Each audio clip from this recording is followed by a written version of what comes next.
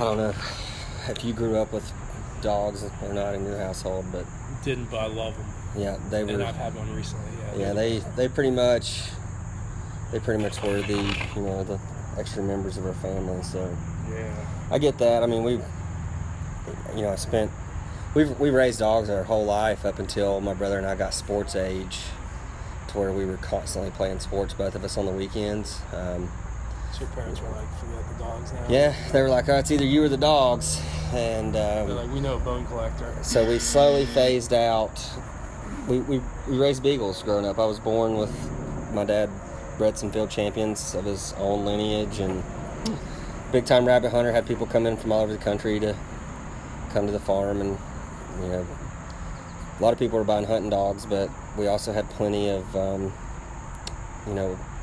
retired elderly folks from Florida and New York come in to buy the beagles as pets as well. So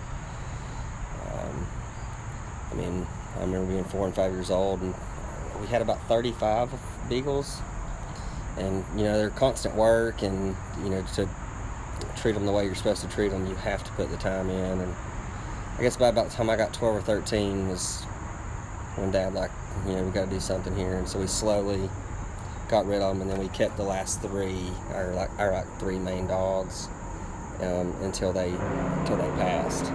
So you were 12 or 13. Both your parents were in the household at the time? Mm-hmm. Yep. It was you were the mature one that had to be like, all right, guys, this is where we're slowing down right now. Pretty much. I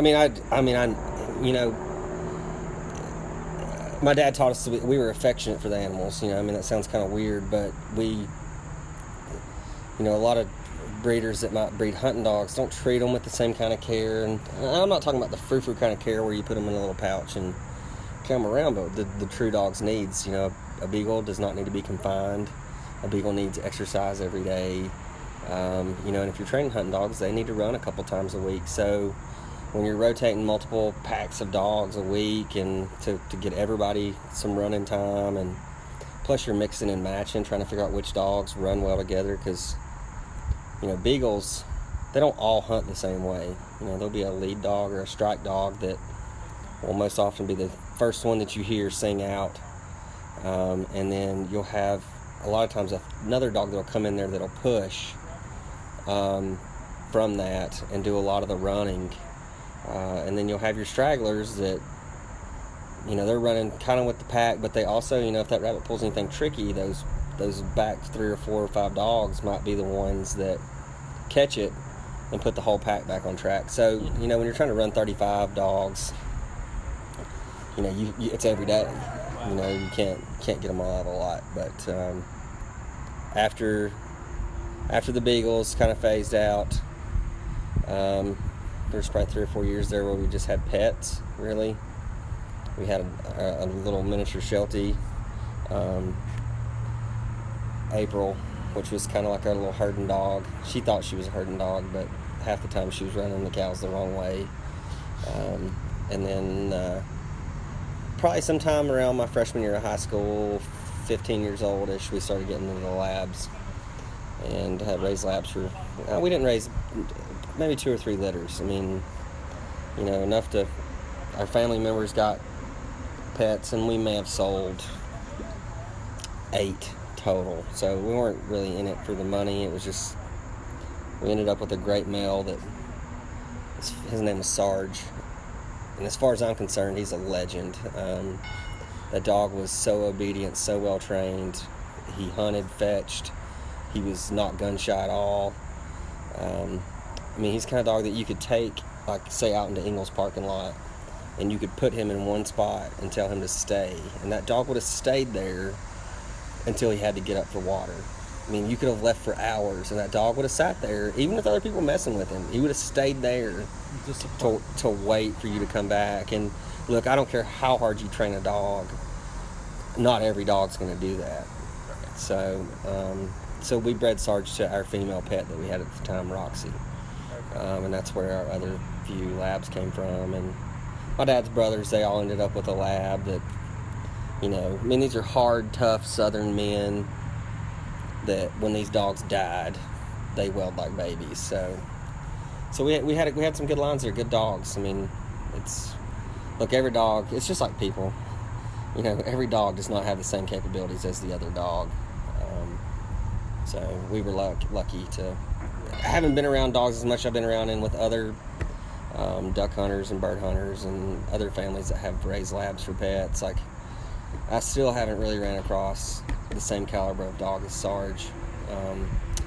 And his son, the one we actually kept, his name was Tillman, which we had him about the same time. That was about the time Pattillman got killed. Do you remember Pattillman?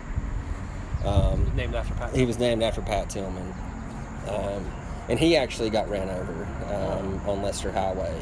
Oh, no way. So he managed to escape, which, we had... So different than Sarge. Different than Sarge, yeah. Sarge actually... the way Sarge died was terrible.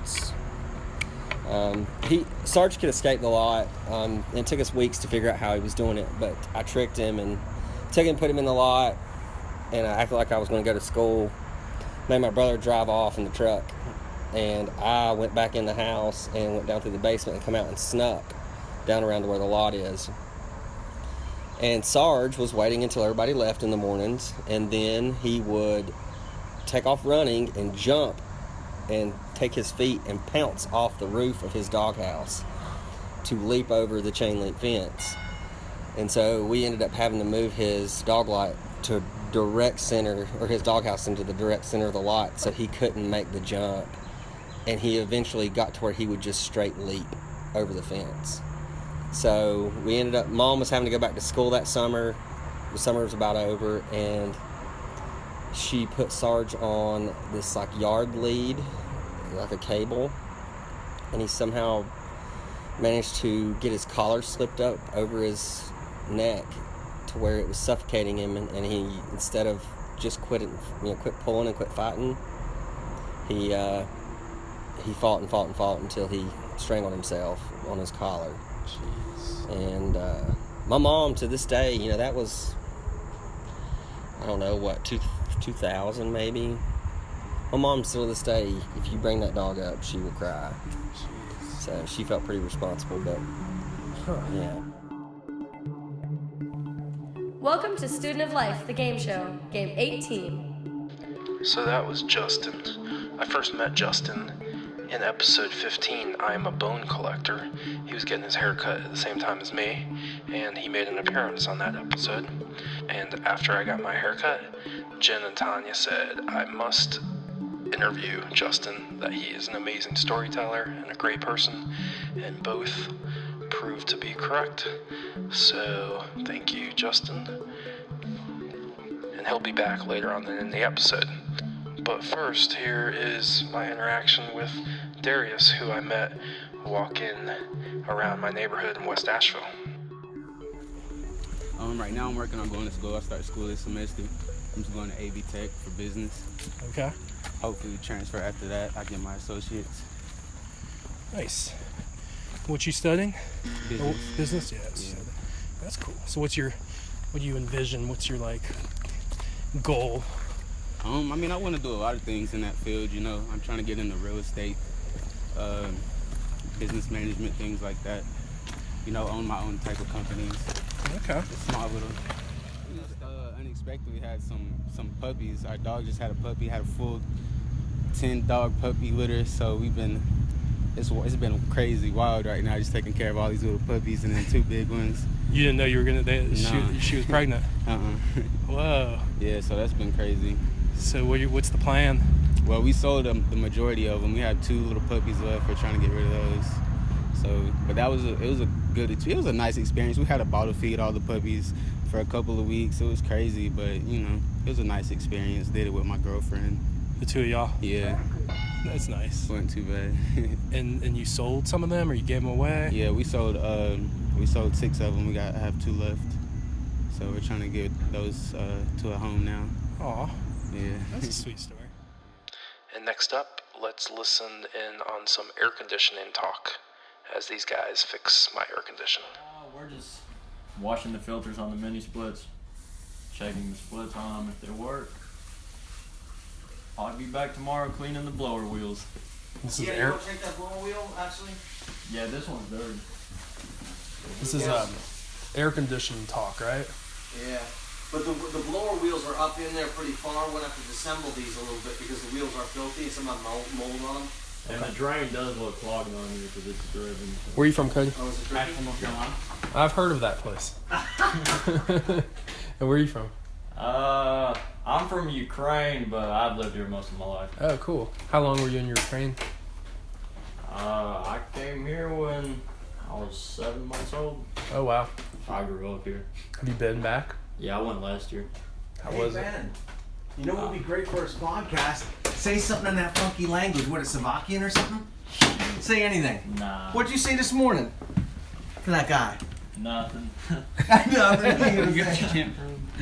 Come on. Come Give us on, tell us what you say said. this morning. Yeah. And Say, then you how could. you doing? Or how do you say? Yeah, no, he was really like cursing at the guy, and no one knew. How do you say going to the packy to get some cerveza?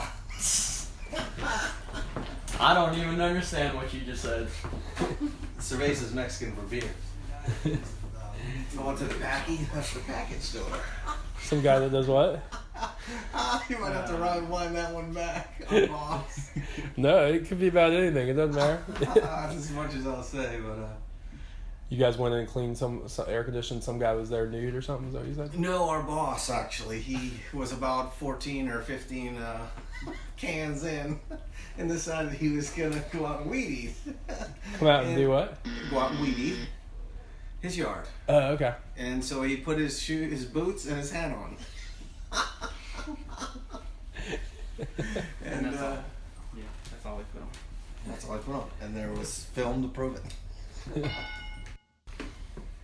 Had a no cooling call one time, and we went out there. And when we got there, the guy said it hadn't worked in a couple days. So we showed up, and when we went around back, he didn't even have an air conditioning unit. It was gone. Someone stole it, you think? I guess it stole it. They cut the copper line and took off with it. That was probably the craziest one. It was hard to go back inside and tell him he didn't have an air conditioning unit. That's a pretty good one. I worked at another place. I'm not gonna say the name of the company, but it was in Waynesville, and they had a unit like out there that needed to be completely changed down, and a couple of guys went up and actually changed out the one next to it. So the one that was working, they ripped out and replaced. The one that wasn't working, they left there. That's like That was pretty good. That happens like at hospitals when like they'll perform surgery on the healthy leg or something. They did at Tampa General. Yeah, they took the guys wrong. So now they make sure they like mark the leg, while the person's awake. Yeah. Here I'm marking your leg. We're gonna do surgery. We're gonna have to come back tomorrow. Oh really? Okay. The blower wheels are dirty. It's been dirty on all of them, so it's not just you. Okay. But we're gonna try to come back tomorrow and go through and take all of them apart and out and clean them. Okay. So you'll see us come back through tomorrow. You gonna be here? Yeah, I'll be around as well. Okay. Yeah. Then you'll see us come out tomorrow. Okay. We'll What come time in. do y'all think is it? Probably be earlier because you don't have to do the downstairs, or do you have to do the downstairs? It'll probably still take us a while because so far we have I think 15, and then we'll probably I don't know if we'll start on that end or this end, whichever one Russ tells us to start at in the morning. Okay. And so I don't know. I figured it'll probably take about an hour a piece to clean these, and with us having 15, I figured it'd be 2 days, but they're wanting to try to do it in one. Wow. Okay. So we'll see. You might see us tomorrow if we make it around this far. If not, it may be first of next week. Okay. But someday somebody will come by and come in here. We'll try to make it by tomorrow. And then you guys can be thinking about stories in the meantime. Oh yeah. For your pod? Sure. Yeah. Hey, what's the story on that condensate? Well, I'm gonna clean it. How long has it been leaking? Do you know? I don't know. Okay. Whenever I take it apart to the blower, we'll blow it out. I mean, tomorrow, next week, it ain't gonna make that much of a difference. So we'll clean it out for you and make sure it don't drip anymore. Awesome. And did you check the other one? Is the other one good? Mm-hmm. I didn't get a split yet, though. It's good. Take it split.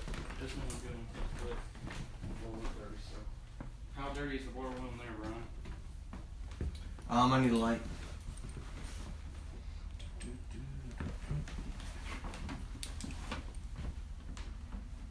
It's bad. Okay. All right. Yeah, it's totally bad. 2 for $209. And we'll just plan on doing that for you, and so you'll see us sometime. Sweet. Yeah, we'll come back by. Alright, so you see you guys either tomorrow or Monday. Yeah, first of next week sometime if we don't come by tomorrow. Okay.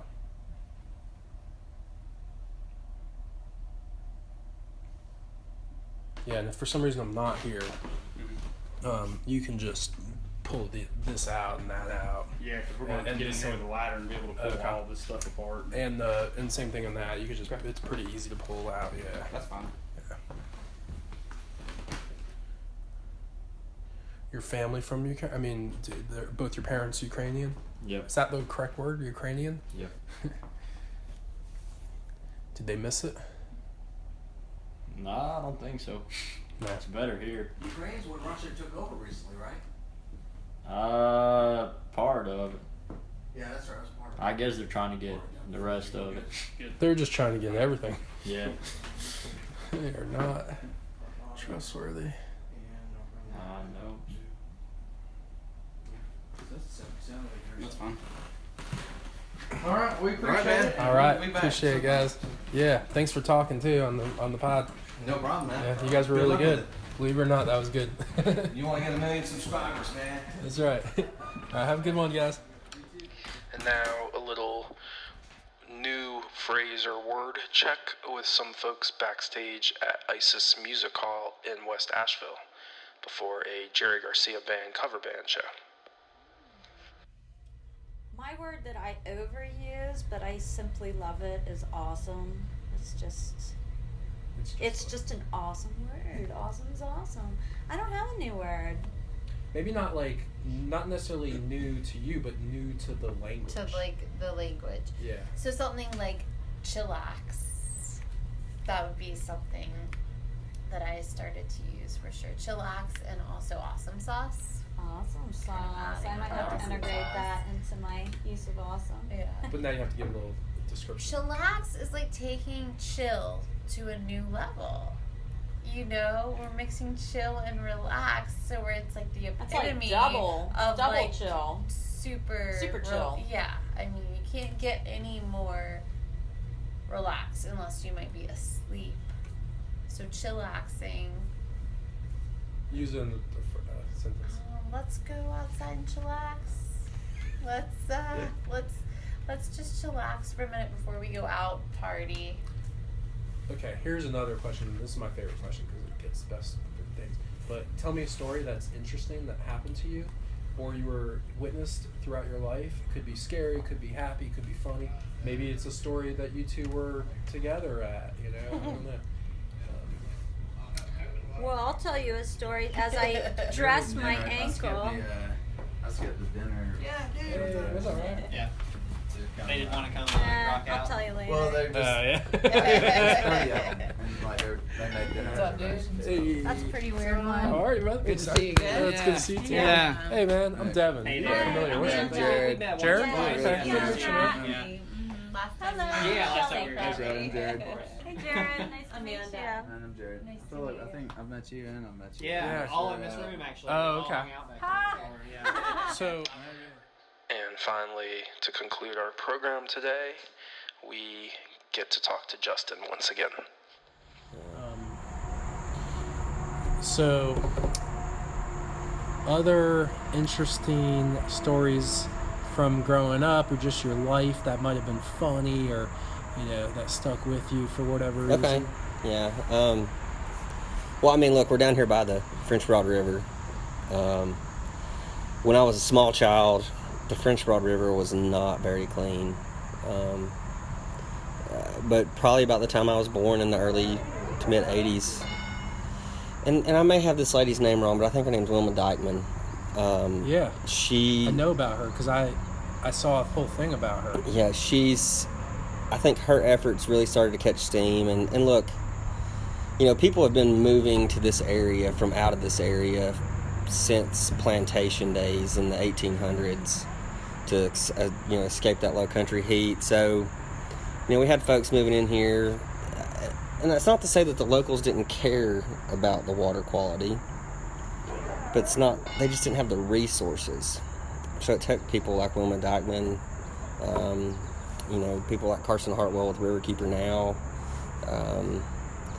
that have made great efforts to make this happen. And not to mention the county and, you know, our other municipal services, but, you know, it was not uncommon for somebody to flush their toilet and us be playing in the yard, and all of a sudden you see something bubbling up over there in the yard, and it was just going straight in the creek, and then from whatever creek was in behind their house, straight into the French Broad. But look, going back into high school, like in the mid to late 90s, middle school to high school, we fished in the French Broad, which I don't know if your average Ashevillean would know, but the French Broad River is a world-class smallmouth bass fishery. And so we would go down below the sewage treatment plant, and of course we all joked about it and stuff about being down there and being in that nasty water, but we would drop off in there and wade, and we'd go down below Ledges Whitewater Park and enter the river there, and then we would cross towards the railroad track side, and there may be two of us. Nobody ever went alone because none of us were that crazy, but it could be 2 to 7 of us scattered out across the river, and then we would slowly fish upstream and get above the rapids there.